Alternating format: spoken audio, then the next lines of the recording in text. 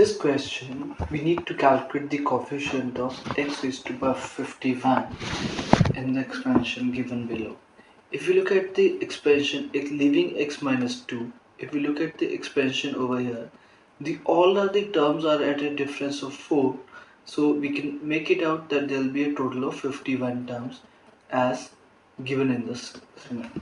So if we have to calculate the coefficient of x raised to power 51, it will be 1.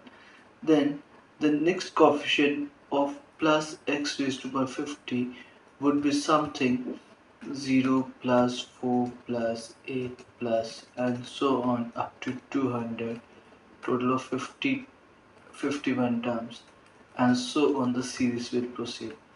But prior to that we have a term multiplying with x minus 2. Now when we multiply x into x 51, it will be a x raised to power 52, but we are looking for the coefficient of x raised to power 51. So when we'll multiply this with this and this minus 2 with 51, so we'll look for the exact value. So the sum of all the terms over here, so it is we can apply the formula for AP, where it's 51 by 2 into the first term plus last term will be the coefficient of x50 in this part. So on solving this, we'll get as 5100, the sum of all the coefficient of x raised to power 50.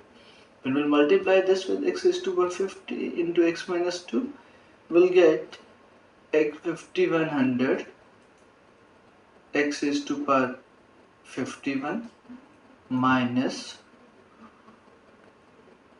2x raised to power 51 when we'll multiply minus 2 with x raised to power 51. So effectively our answer turns out to be 5098. So the answer for this question turns out to be the A option.